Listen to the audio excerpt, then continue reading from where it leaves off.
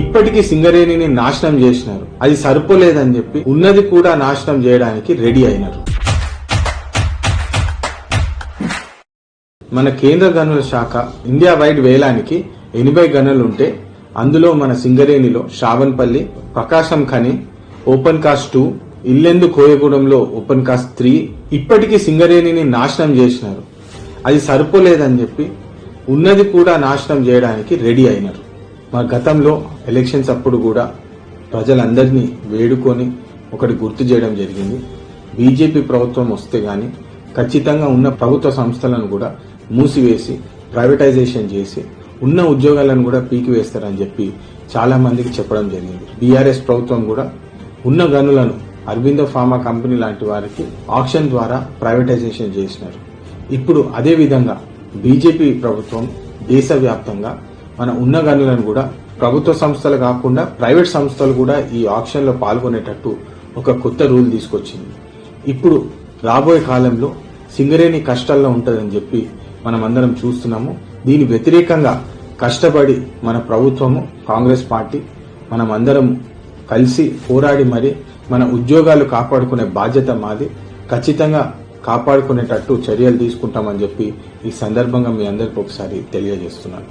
వాళ్ళు కమిషన్స్ వచ్చాయా, డబ్బులు సంపాదించుకున్నారా అని చెప్పి చూస్తున్నారు కానీ కార్మికుల గురించి వాళ్ళు పట్టించుకుంటలేరు. తెలంగాణలోని కొత్త గనులు వేలంతో సంబంధం లేకుండా నేరుగా కేటాయించమని సింగరేణి సంస్థ కేంద్రానికి ఎన్నోసార్లు లేఖలు రాసింది. ఇప్పటిలాగానే కేంద్రం దాన్ని పట్టించుకోలేదు. అయినా ఎందుకు పట్టించుకుంటారు?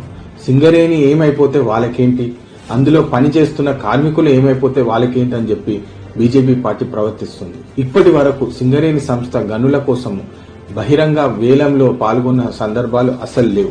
ఇప్పటికీ కోయగూడెం, సత్తిపల్లి 3 గనులు ప్రైవేట్ కంపెనీస్ కి అమ్ముడుపోయినాయి. సింగరేణి కూడా వేలానికి వెళ్లవచ్చు, కానీ గత 10 సంవత్సరాలు బీఆర్ఎస్ గవర్నమెంట్ ఉండి కూడా ఏమి చేయలేకపోయింది. గతంలో మీ అందరికీ గుర్తుంది, ఎఫ్సీఐ కూడా కష్టాల్లో ఉన్నప్పుడు, మన ఫర్టిలైజర్ కార్పొరేషన్ ఆఫ్ ఇండియా కష్టాల్లో ఉన్నప్పుడు కాంగ్రెస్ ప్రభుత్వమే 10,000 కోట్ల రూపాయలు రుణమాఫీ చేపించి మళ్ళా దాన్ని మొదలుపెట్టి దాంట్లో ఉద్యోగాలు వచ్చేటట్టు చేసిన ప్రభుత్వం కాంగ్రెస్ పార్టీ.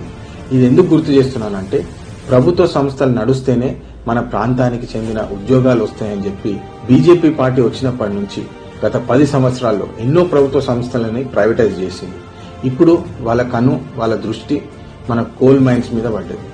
మీరు చూస్తున్నారు ఎట్లయితే కిషన్ రెడ్డి గారు కోల్ మినిస్టర్ అయినారో, వారు తెలంగాణ నుంచి చెందినందుకు ఏదో ఒకటి చేయాలని చెప్పి తెలంగాణ ప్రాంతం నుంచి బీజేపీ పార్టీకి, వారి ప్రభుత్వానికి ఏదో ఒక లాభం చేయాలని చెప్పి ఈ గనుల మీద పడడం జరుగుతుంది.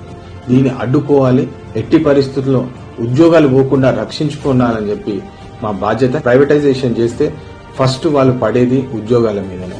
100 ఉద్యోగాలు ఉంటే దాన్ని తగ్గించి 50, 20, 10 దాకా తగ్గించి ఆటోమేషన్ అని చెప్పి ఇదని చెప్పి ఉద్యోగాలు ఉన్నవి కూడా పీకి వేస్తారు.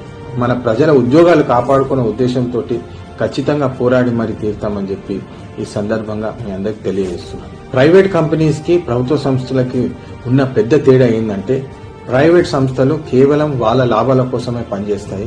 పబ్లిక్ సంస్థలు అనేది మన ప్రజల కోసము, మన సొసైటీ కోసము లాభం జరిగేటట్టు పనిచేస్తాయి. ప్రైవేట్ సంస్థలకు ఉన్న కేవలం ఒక లక్ష్యము ప్రాఫిట్. అది మన ప్రజలు బాగున్నారా బాలేరా, వాళ్ళకు ఉద్యోగాలు ఉన్నాయా లేవా అని చూడరు. కేవలం లాభం వెనుకనే వెళ్తారని చెప్పి ఈ సందర్భంగా మీ అందరికి గుర్తు చేస్తున్నాను. ఆక్షన్స్ లలో ప్రభుత్వ సంస్థలతో పాటు ప్రైవేట్ సంస్థలు కూడా దీంట్లో పాల్గొనొచ్చు. అంటే రేపు అదానీ, అంబానీ లాంటి పెద్ద కంపెనీలు కూడా వచ్చి ప్రైవేట్ సంస్థలతో పాటు పబ్లిక్ సంస్థల మీద కాంపిటీషన్ చేస్తే ఖచ్చితంగా ప్రైవేట్ సంస్థలే గెలిచే అవకాశం చాలా ఎక్కువ ఉంది. ఎందుకంటే మీ అందరికి తెలుసు 25,000 కోట్లు, 30,000 కోట్ల బకాయిలు ఇంకా సింగరేణికి వచ్చే ఉన్నాయి.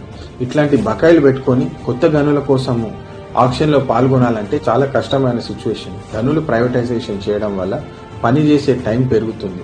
తక్కువ మంది కార్మికులతో ఎక్కువ పని చేయించుకుంటారు. జీతాలు కూడా చాలా తక్కువ ఇస్తారు. కార్మికులకు సరైన సదుపాయాలు కూడా ఉండవు. ఎందుకంటే ప్రైవేట్ కంపెనీస్ కి కావాల్సింది లాభాలు, కానీ కార్మికుల మంచి చెడులు వాళ్ళు పట్టించుకోరు.